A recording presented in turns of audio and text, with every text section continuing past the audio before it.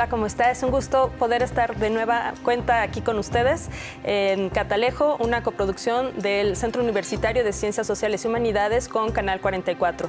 Este espacio busca llevar el análisis de las ciencias sociales y humanas a la realidad cotidiana.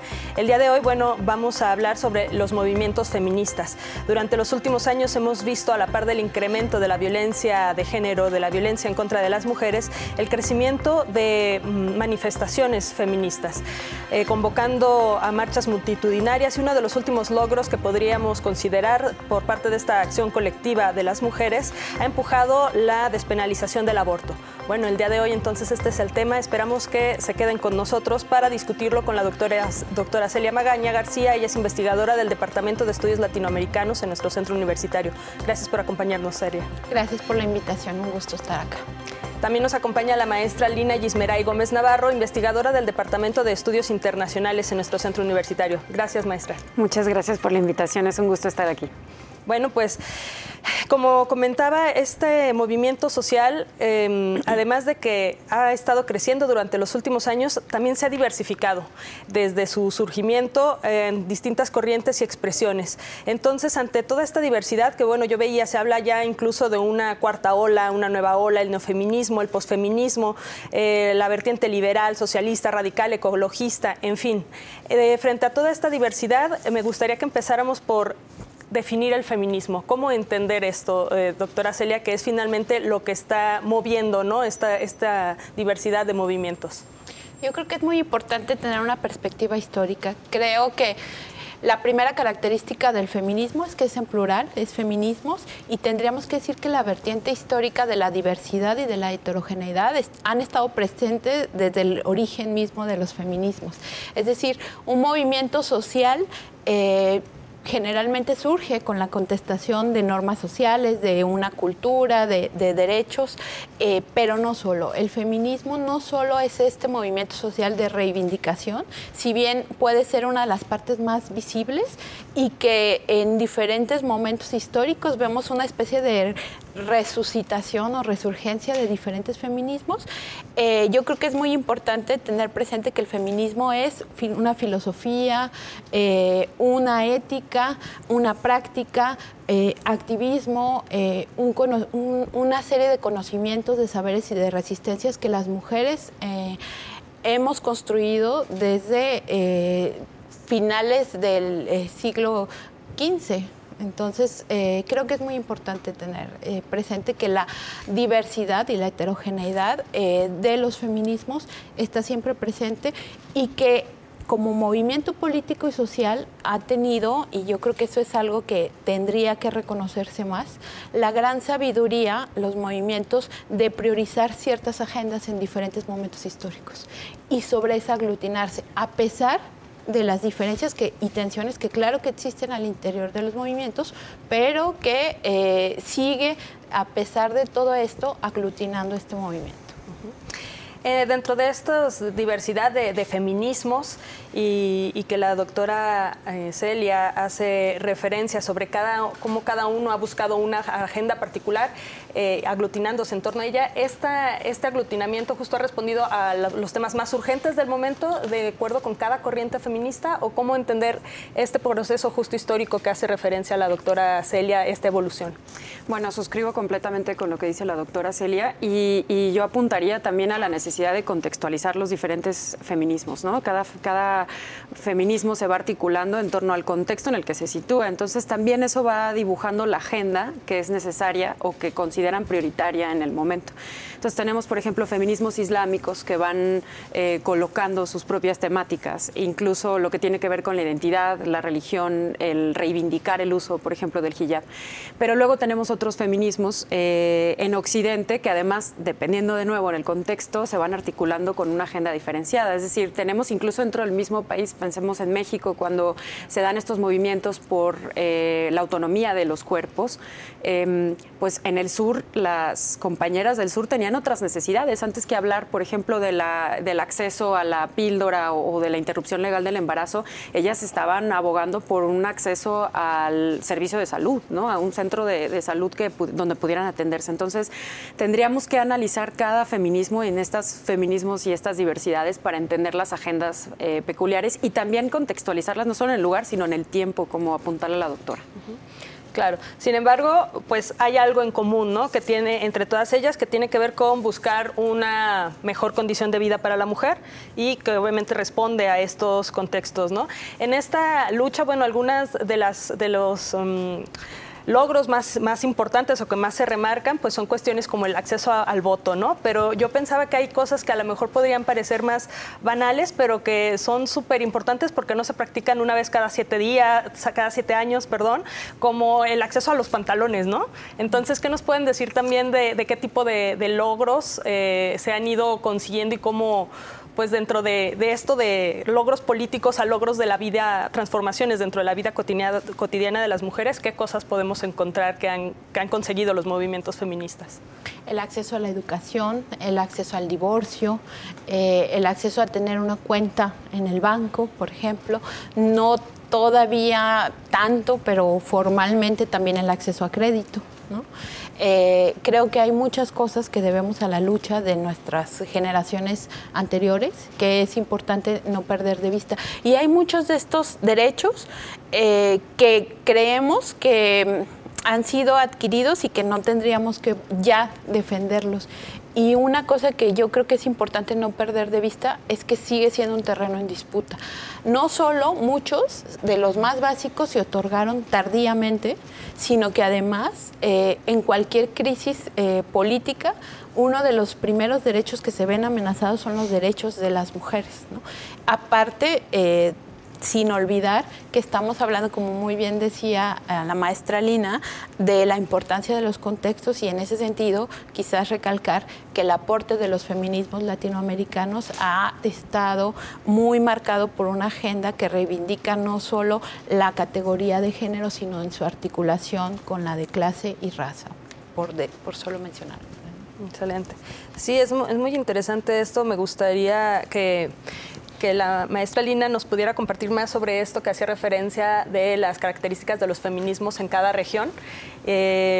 ¿Cómo ha aportado o sea, si tiene una característica especial, identificable y un aporte concreto los feminismos latinoamericanos? Y si se puede también dentro de cada feminismo nacional considerar que hay un movimiento pues en Latinoamérica que se puede denominar así, movimiento feminista latinoamericano.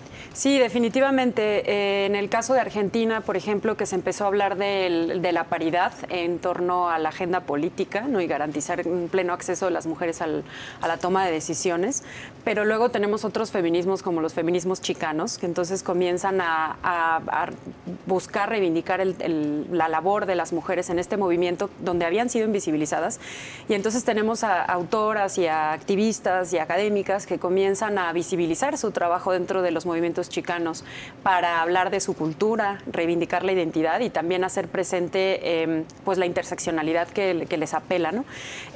Pienso también la importancia de los feminismos para grupos migrantes, por ejemplo, aunque como tal no hablamos de un feminismo migratorio, pero sí hablamos de una perspectiva de género que los feminismos también empujan en su agenda y que ha permitido analizar fenómenos sociales con esta perspectiva para precisamente apuntalar a soluciones a problemáticas que les aqueja desde esta interseccionalidad que viven las mujeres en sus diferentes contextos regionales, ¿no? y nacionales y locales.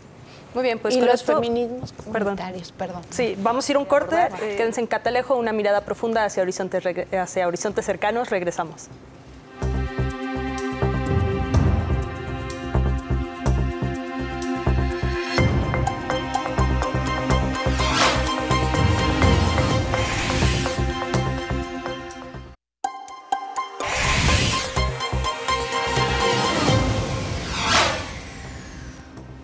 Bueno, estamos de regreso en Catalejo. El debate del día de hoy, movimientos feministas, una respuesta a la violencia.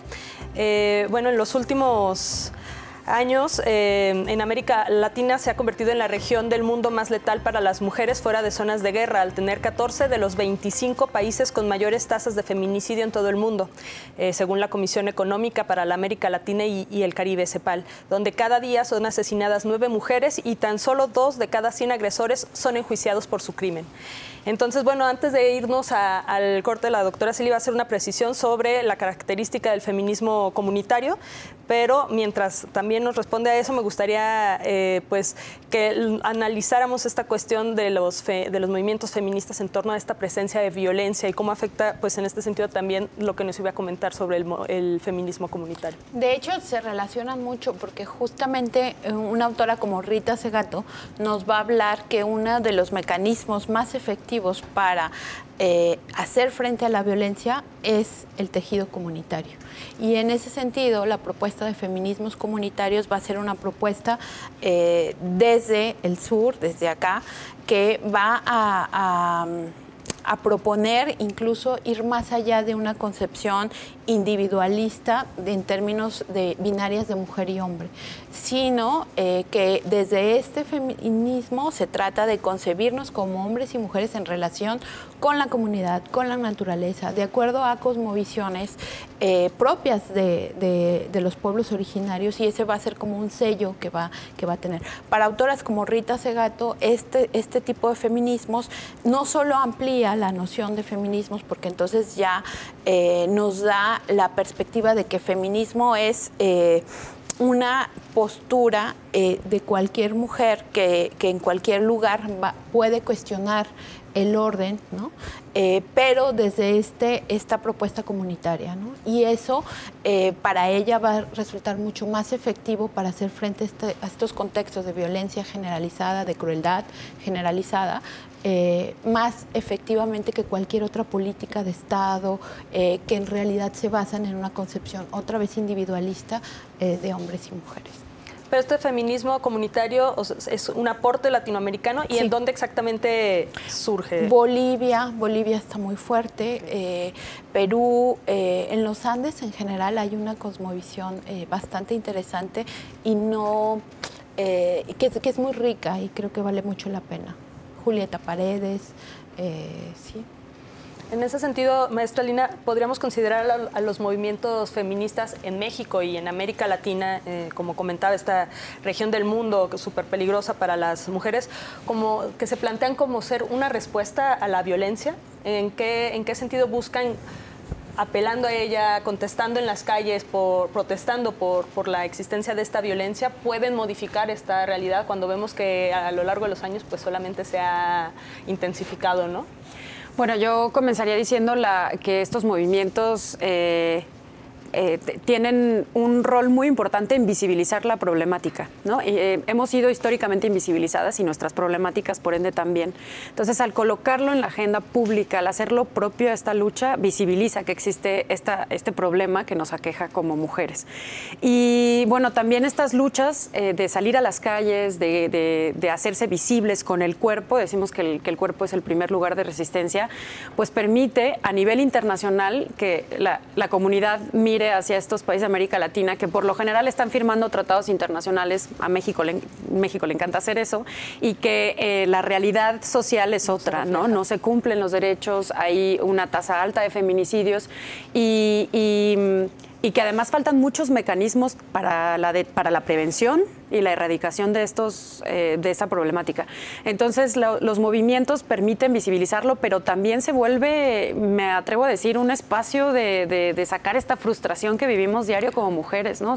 Marchar con tus compañeras, marchar por aquellas que ya no están, marchar por las mujeres que te antecedieron o con ellas, en caso de que tengamos a estas mujeres en nuestras vidas, se vuelve un espacio también de reivindicación, de tomar las calles y de tomar este espacio público que por mucho tiempo nos fue negado, ¿no?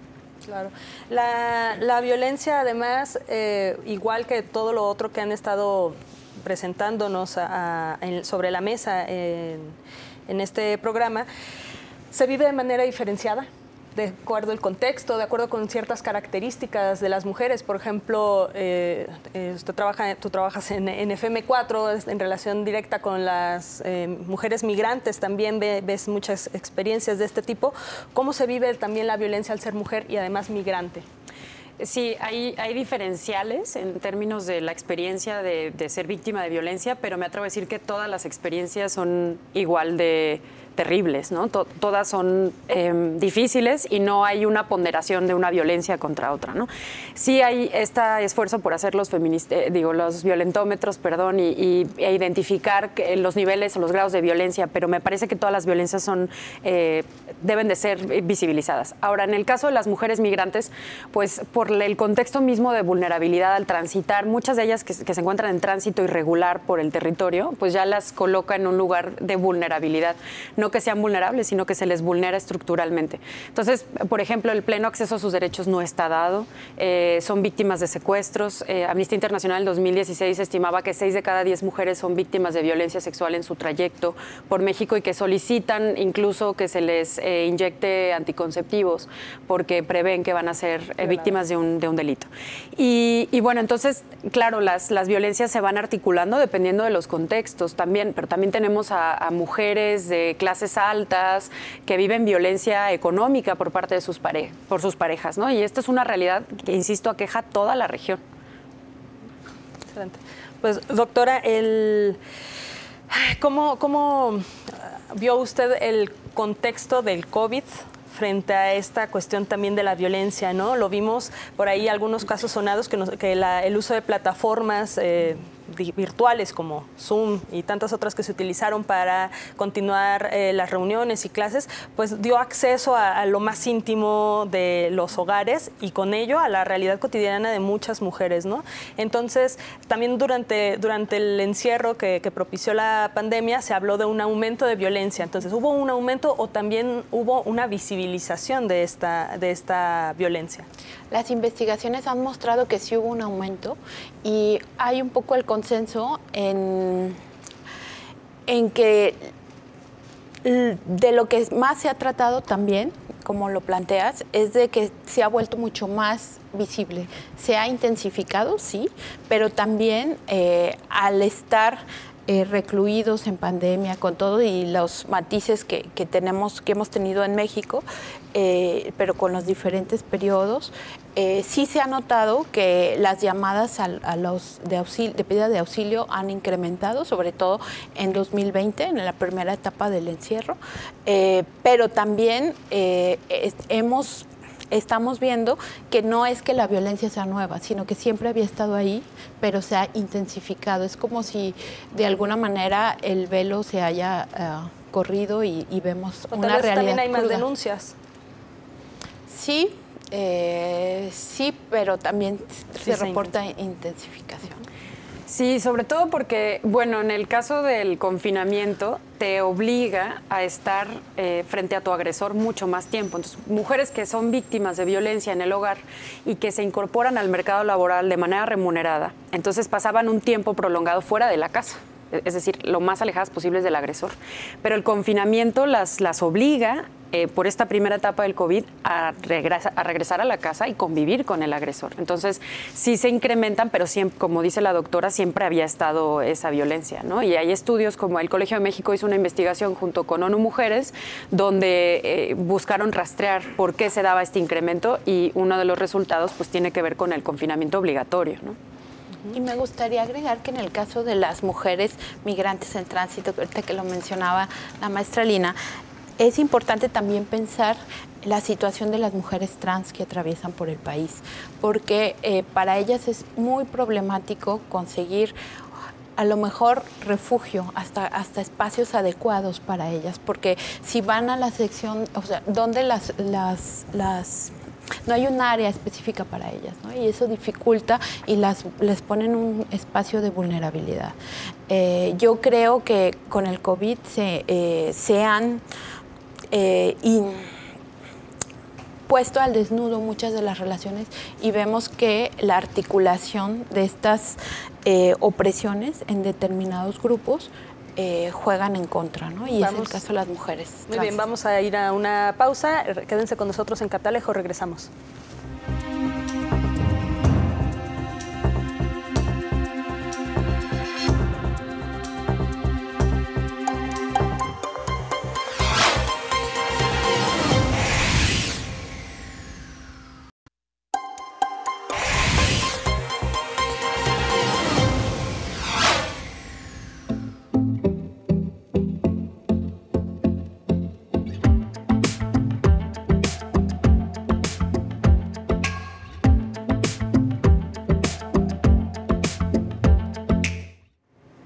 Gracias por continuar con nosotros en Catalejo, una mirada profunda hacia horizontes cercanos, el programa del Centro Universitario de Ciencias Sociales y Humanidades. En los próximos días, será 25 de noviembre, Día Internacional de la Eliminación de la Violencia contra la Mujer. Y bueno, junto a esta fecha ha aparecido otra muy importante en el calendario feminista, como es el 8 de marzo, Día de la Mujer. La doctora Celia se quedó ahí a la mitad de una idea para seguir reflexionando sobre las violencias que se ejercen en las personas trans. Entonces, bueno, sobre todo teniendo en cuenta este próximo día, ¿qué podemos reflexionar en torno a la violencia en este contexto específico? Que es muy importante tener en cuenta que la categoría de mujer no es una categoría biológica, es una construcción social y cultural. Y en ese sentido, las mujeres trans son mujeres en toda forma, y creo que es muy importante pasar el mensaje que es vital no fomentar discursos de odio en su contra ni agresiones como las que hemos tenido en días recientes aquí en Guadalajara. Claro, que justamente han salido noticias, ¿no?, en torno a violencias en este grupo específico de la población. También recordaba, antes con los efectos de la pandemia en la violencia, uno de ellos, me pregunto si puede ser, no sé ustedes cómo lo ven, si se frenaron los impulsos un poco que habían ganado la lucha feminista, particularmente en la toma de las calles. Justo antes de la pandemia se llevó a cabo una histórica marcha justo por el 8 de marzo, el Día de la Mujer. Pero parece que la pandemia frenó un poco esto, nos regresó a las casas, y en ese justo día también hubo un pánico. No sé si se acuerdan cómo se vivió esta noticia que empezó a circular de que había un hombre o un grupo de hombres, no sé, tirando ácido a las manifestantes, ¿no? Entonces se suma con esta presencia de tomar las calles y lo peligroso que puede ser para los que tenemos condición de mujer, así no sea de manera biológica. Sí, definitivamente el confinamiento pues sí detuvo un poco esta toma del espacio público, pero cuando hablamos de los feminismos y hablamos de las olas de los feminismos, nos sirve esta metáfora porque una ola no deja de estar, es decir, toma impulso, sigue estando, tiene fuerza y luego emerge, ¿no?, y hace este movimiento. Entonces, siempre está ahí, está latente, sigue estando en América Latina, sigue habiendo grupos que están presionando en la agenda pública, pero también que están construyendo desde la comunidad, desde el tejido social, de articularnos y hacer fuerza colectiva. Y bueno, el caso es Argentina, ¿no?, que lo vimos el año pasado, a finales del año pasado, que toman las calles y que también lo vimos aquí en México con la toma del Zócalo, por ejemplo, para hablar de la violencia y hablar de los feminicidios. El COVID definitivamente puso un panorama muy complejo para todas y todos en diferentes contextos, pero la lucha no se acaba, ¿no? Los feminicidios siguen estando, la violencia sigue estando. Cuando tenemos mandatarios además que insisten en que este país no tiene violencia y que las mujeres no sufrimos de esta violencia, bueno, pues todavía dan más ganas de seguir en la lucha. Entonces, me atrevo a decir que en los próximos meses vamos a ver un resurgimiento de la toma de las calles porque está ahí, ¿no? Está presente, seguimos articulándonos en la colectividad. Uh-huh. Y bueno, frente a estas dos fechas que comentaba al abrir este bloque, doctora Celia, el 25 de noviembre y el 8 de marzo como fechas emblemáticas, ¿no?, que aparecen ahí para los movimientos feministas. ¿Qué hitos importantes institucionalizan estas fechas y en qué medida han ido conformando la identidad de los movimientos feministas y consolidándose como importantes símbolos en la lucha feminista? Me gustaría decir dos cosas. Primero, creo que es muy importante recordar una cosa que a lo mejor no se menciona tanto, pero creo que es importante subrayar que ambas fechas fueron emanadas en este continente americano, ¿no? El primero, bueno, en Estados Unidos, está bien, no es tanto latinoamericano, pero también. Pero el segundo sí. Y es muy importante porque, bueno, como bien dices, está próxima la fecha. Y el 25 de noviembre fue una propuesta hecha por colectivas feministas hondureñas para conmemorar el asesinato de las 3 hermanas Mirabal en 1960, un 25 de noviembre, por el dictador Trujillo. Entonces, ¿por qué me parece que es importante recordar estos contextos históricos? Porque las dos fechas nos dan cuenta de la articulación de los movimientos feministas, no solamente con la causa feminista, sino también con una agenda político-social más amplia. Y creo que eso es parte de lo que Lina comentaba hace ratito, ¿no? El movimiento feminista es un movimiento que es heterogéneo y que está presente, que a veces se manifiesta y aglutina frente a una agenda y sale, emerge, ¿no? Como en los últimos 10 años en América Latina, en Chile, en México, en Ecuador, en Colombia, en Honduras, en Nicaragua, donde tienen un fuerte escenario de represión, pero también están ahí. Entonces creo que eso es importante no perderlo de vista. Tengo una amiga muy querida, Leti Serrano, que nos dice, imagínate la tolerancia, la frustración del movimiento feminista. O sea, es una historia de lucha de hace siglos. ¿Qué nos puede compartir al respecto, maestra Lina, sobre estas fechas y el valor simbólico que adquieren? Además, no es gratuito que la fecha que se propone desde América Latina sea un asesinato. Sí, bueno, empezaría diciendo, de nuevo, que no se celebra, se conmemora, ¿no? Y eso cambia mucho la perspectiva.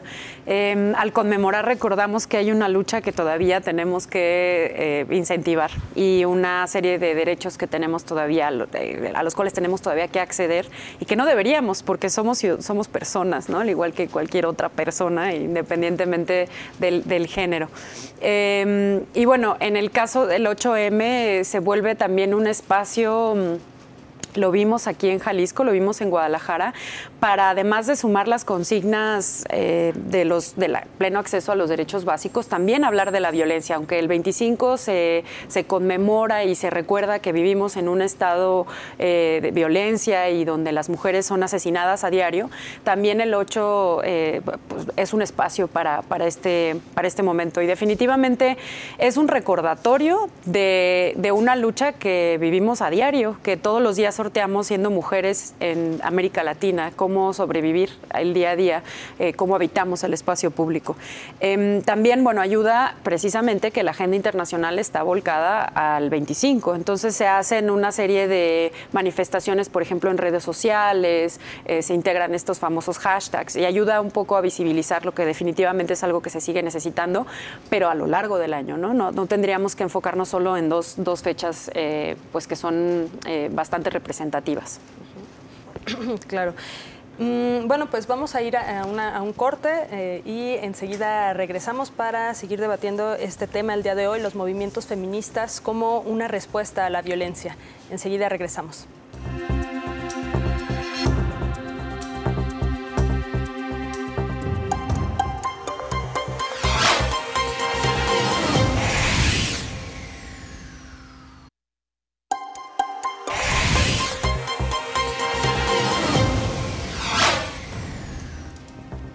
Estamos de regreso en Catalejo, una mirada profunda hacia horizontes cercanos. El día de hoy hablando sobre movimientos feministas con la doctora Celia Magaña, investigadora del Departamento de Estudios Latinoamericanos de nuestro centro universitario, y con la maestra Lina Gismeray Gómez, investigadora del Departamento de Estudios Internacionales, también en nuestro centro universitario. Bueno, dentro de las cuestiones que en las últimas fechas me parece que han tenido un impacto en los movimientos, pero además en la discusión en torno a los movimientos feministas, hay algunas cuestiones que han generado repercusiones en el campo que me gustaría que nos ayudaran a reflexionar sobre ellas. Por ejemplo, el movimiento Me Too en Estados Unidos que sonaron a nivel internacional, ¿no? Le dieron la vuelta al mundo y pusieron el foco sobre la violencia que pueden tener las mujeres en sus entornos laborales, ¿no? En este en particular fue en el contexto de Hollywood. Luego pues surgieron las tesis con un colectivo feminista chileno que hicieron un performance, Un violador en tu camino, que se llevó y se adaptó a todas las plazas públicas de la mayoría de países. También el caso español de La Manada, una violación en grupo en España. La ley Olimpia como un logro dentro de el gobierno mexicano, la democracia mexicana, para no compartir videos de carácter privado, ¿no? ¿Qué nos pueden hablar de estos sucesos que, si bien han recibido mucha difusión y discusión mediática en los últimos años, pues el impacto y cómo se relacionan con esta lucha feminista? Yo creo que es bien interesante hacer una cartografía social de todos estos movimientos en la región incluso a nivel escala, ¿no? Jalisco, México, región Latinoamérica y luego a nivel global, porque creo que se trata de un movimiento a nivel global. Yo creo que es muy importante también tener en cuenta la geopolítica de estas reivindicaciones. Es decir, en Brasil, desde 2015 hubo un hashtag que se llamaba Mi Primer Asedio, en donde muchas mujeres, como después se replicó el ejercicio aquí en México. En los tendederos. Y antes de los tendederos, en Mi Primer Acoso, que fue también un ejercicio en el Twitter donde mujeres expresaban su experiencia de su primer acoso y fue fueron estremecedores los resultados, ¿no? Ahora, yo celebro que existe el Me Too y que se le dé todo este foro, pero yo creo que no tendríamos que perder de vista que los ejercicios de resistencia están en todas las regiones y que a veces, pues claro, al ser Hollywood y estar en este primer foco de atención, pues adquiere una presencia así y borra de alguna manera o minimiza o invisibiliza las otras luchas. No que lo haga a propósito, pero queda como en ese primer foco. Y creo que es importante rescatar todas esas experiencias de resistencia que existen en diferentes contextos. ¿Cuáles otras experiencias podríamos? Sí, yo pienso que, bueno, además de los espacios que se toman y de cómo pues se visibilizan estas luchas, la importancia del averiguar y después qué sigue, ¿no?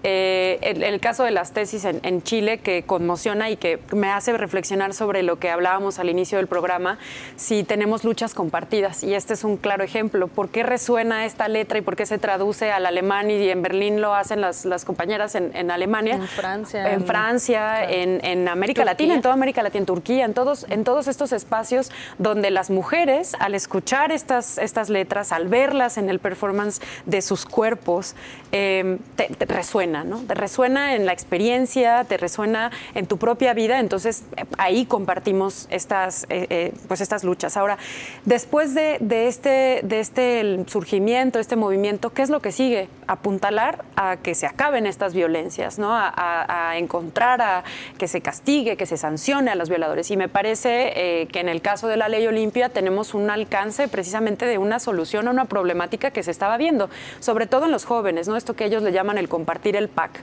que se volvía, además donde la víctima se volvía además revictimizada al ser señalada como culpable por haber compartido algo que está en su pleno derecho de hacer, que aunque se considere de índole privado, decimos las feministas, lo personal es político, porque ya no se volvió algo privado, se utilizó para la ventaja de otros. Entonces, tenemos también cómo analizar, después de hacer esta cartografía, después qué sigue, porque los movimientos feministas no se quedan solamente en el movimiento per se, es decir, en salir a las calles y tomar las calles, sino que también están empujando las agendas públicas y, de nuevo, tejen en su colectividad. Entonces, creo que ahí tendríamos que ir analizando este fenómeno. Y no perder de vista que, por ejemplo, el caso de las tesis es interesantísimo, porque en realidad el objetivo de ellas se crean para socializar la obra de Rita Segato. O sea, y lo dicen explícitamente. Ellas quieren, porque encuentran que las claves del pensamiento de la obra de Rita Segato son fundamentales para entender la sociedad contemporánea, las sociedades contemporáneas. Pensábamos latinoamericanas, ahora vemos que hay estos contextos de lucha compartida, ¿no?, a nivel global, y ellas se plantean eso. Con lo cual yo quiero decir algo que a lo mejor no va a ser muy taquillero, pero creo que es muy importante el trabajo académico para la lucha feminista, porque permite hacer visibles cosas y no es una cosa menor. Me parece que es muy importante. Y el ejercicio que ellas hicieron de socializarlo, creo que es un paso que nos falta mucho, y ahí sí yo creo que es una autocrítica para quienes nos dedicamos a esto, ¿no? ¿Cómo hacemos para socializar esto más allá de nuestros circuitos y cajas de eco académicos, ¿no? ¿Cómo hacemos para que esto trascienda y pueda ser algo que se apropie en la experiencia de otras mujeres? Y yo creo que eso es mucho más importante de lo que a veces se menosprecia el trabajo académico feminista. Ay, no, porque eres una feminista académica. Bueno, sí, los alcances a lo mejor no son inmensos, pero digo, la obra de Rita Segato, por ejemplo, me parece indispensable personalmente, ¿no? Eso me parece. Y además el feminismo en México, claro que es activista, claro que es necesario que se articule con las colectividades y con los movimientos sociales y políticos, pero tiene un marcado sello académico y creo que históricamente sería bueno revalorarlo. Finalmente, históricamente también ha ido de la mano, ¿no? Esta investigación, digo, por ahí Simone de Beauvoir con el segundo sexo, no sé qué otras referencias que surgen del nicho académico, finalmente han inspirado también los movimientos sociales feministas, ¿no? Sí, como apuntaba la doctora Celia, también tenemos en México a muchas académicas que transitaron al activismo y que empujaron, por ejemplo, el tema de la interrupción legal del embarazo. Marta Lamas, que tampoco es un comentario muy taquillero, pero Marta Lamas, Patricia Mercado en su momento, bueno, varias compañeras, Marcela Lagarde, que sí se han dedicado a documentar, a investigar, a visibilizar, pero también han estado en los activismos muy cercanas y aconsejando o acompañando o siendo partícipes del movimiento. Estamos en el mismo barco, entonces hay que pensarnos como aliadas para poder tener un movimiento integral, ¿no? Y con ello proponer una solución a largo plazo que contemple la mayor cantidad de contextos posibles, ¿no? Claro, en este sentido, pues justo pensaba qué tanto se daba este paso, ¿no? O si o el feminismo en la academia se queda como en un extractivismo de voltear a ver los movimientos feministas y nada más registrarlos y analizarlos como desde arriba, ¿no? Y desde afuera, además. Que podemos ver cómo se hace esta academia feminista. Híjole, pues hay muchos modos. Es muy interesante tu pregunta porque si viéramos cómo ha cambiado el estatus de enunciarse como feminista en la academia en los últimos 30 años, vamos a decir, veremos cambios, ¿no? En los años 90 no era algo muy popular, de hecho se veía como algo que era unos estudios subjetivos y que te iban a viciar la objetividad y la profesionalidad de tu trabajo. Vemos con esta emergencia, nada es casualidad, ¿verdad? Con esta emergencia de los feminismos en la región en los últimos 10 años y a nivel global, vemos que ahora pues es un capital también de prestigio que está en disputa. Entonces hemos visto cómo el número de investigadoras ha crecido mucho. Y bueno, bienvenidas, claro está. Pero la pregunta es, justamente, creo que tendríamos que ser muy autocríticas con los ejercicios que hacemos en la investigación. Y cómo aportan. Sí.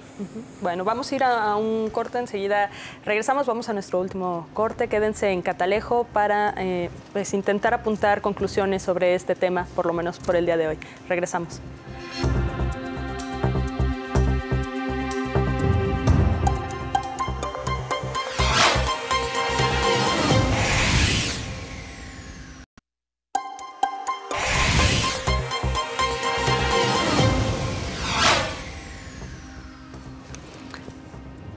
Bueno, gracias por permanecer con nosotros en este último bloque del tema del día de hoy, movimientos feministas, una respuesta a la violencia. Para apuntar hacia lo que podamos decir de conclusiones de este tema el día de hoy, doctora Celia, pues tengo dos ideas en la cabeza, ustedes ya apuntarán las más que se les vengan. Una sobre, bueno, hablaban como triunfo la creación de la ley Olimpia. Sin embargo, en un país donde lo que prima es la impunidad, ¿hasta qué punto tener la ley y conseguir resultados aplicándola? O sea, ¿de qué tamaño es el hueco que podemos, la brecha, ¿no?, que podemos encontrar ahí? Y entonces reflexionar sobre la influencia real que hay en la sociedad de las instancias que son creadas para el mejoramiento de las mujeres, de la condición de las mujeres. No, yo creo que indiscutiblemente es un avance, ¿no? A pesar de los altos índices de impunidad, considero que las leyes no solo tienen el objetivo de castigar una conducta, sino también de inhibir conductas, ¿no? Y creo que en ese sentido es un avance y creo que se debería de reconocer como tal. Ahora, creo que no es lo único, ¿no? Creo que indiscutiblemente, así como las opresiones se construyen en múltiples factores, la manera de enfrentarlas también debería de ser múltiple. Pero sin duda a mí me parece que la ley es un buen incentivo para limitar y para regular estas conductas, ¿no? Me parece un avance. Sí, de ahí la pertinencia también de estar todo el tiempo evaluando las reformas a las leyes o las políticas públicas mismas. Tenemos, por ejemplo, la ley de paridad también, que garantiza que las mujeres tengan acceso a estos espacios de toma de decisiones, pero luego en la práctica vemos fallos. Entonces, ¿qué se tiene que hacer? Estar revisando constantemente las leyes y las políticas públicas para no solamente, como apuntaba la doctora Celia, castigar, o sea, también se tiene que prevenir, y esto se puede dar en programas, por ejemplo, educativos, donde se sensibilice a los jóvenes, a las chicas, a los chicos, a los chiques, sobre el compartir packs y esto además apuntala a, de nuevo, centrar la lucha en la colectividad, en hacernos responsables de la crianza colectiva, ¿no?, de la educación colectiva, porque entonces dejarle todo al Estado se vuelve una lógica muy paternalista y la solución puede llegar a ser muy corta. Y entonces también pienso la importancia de las investigaciones, que una vez que se tiene un programa, una ley, hacen una investigación profunda de los alcances y las limitantes, y entonces se puede empezar a esbozar una nueva propuesta y que contemple una solución duradera, ¿no?, que eso es algo que tenemos en México como un reto, llega a ser muy cortoplacista las soluciones, entonces hay que apuntalar a una solución a largo plazo. Claro, difícil en un país acostumbrado a pensar en sexenios, ¿no? Sí. Y finalmente creo que también se trata mucho de promover la cultura, una cultura política de apropiación de lo tecnológico. También como que llegamos a pensar que la tecnología es una cosa que está ahí sobre nosotros y adquiere como si poder por sí misma, ¿no? Y yo creo que mucho se ganaría, no solo con estas leyes, no solo con la vigilancia y exigencia de que se cumplan, de la prevención, sino también como fomentar una cultura de apropiación de las ciudadanas y ciudadanas jóvenes, ¿no?, en la tecnología, ¿no? O sea, apropiarnos de esos espacios también virtuales, tecnológicos. Sí, pienso, por ejemplo, en que estos grupos de jóvenes que luego comparten estas fotografías, una buena forma es que se acabe con el mandato de la masculinidad, ¿no? Y que ellos mismos sean quienes señalen, se apropien de estos espacios y digan, oye, eso no me parece, pero sabemos que que la denuncia, al quedarse callados se vuelven cómplices porque no quieren ser rechazados. Entonces, ¿cómo cambiamos eso? Pues también haciéndonos partícipes de ese espacio que tomamos y que sentimos ajenos, ¿no? O sea, que igual que señalamos ciertas cuestiones en el día cotidiano, real, allá en el mundo, afuera, en el mundo exterior, que también hagamos lo mismo en estos espacios virtuales, entonces, de estar monitoreando, censando. Okay. Me queda claro que sobre todo en esta coyuntura el espacio virtual es más que nunca una continuación de nuestra realidad, ¿no? Un espacio vital. Claro, pues preguntarles cuáles serían los retos, avances y logros, ya hemos hablado un poco a lo largo de esta hora, pero entonces, ¿qué retos y rezagos, retrocesos identifican a partir de aquí? ¿Qué? Yo creo que falta mucho ver las consecuencias y los efectos de la institucionalidad. Si bien toda la institucionalidad creada a partir de la perspectiva de género inició en los años 2000, vamos a decir que es más reciente, sí creo que es muy necesario fortalecerla y ver políticas que sean más efectivas, porque creo que ahí hay una gran deuda histórica del Estado mexicano en todos los niveles. Y creo que el 25 de noviembre es una muy buena fecha para recordar que es una materia urgente que no está siendo atendida.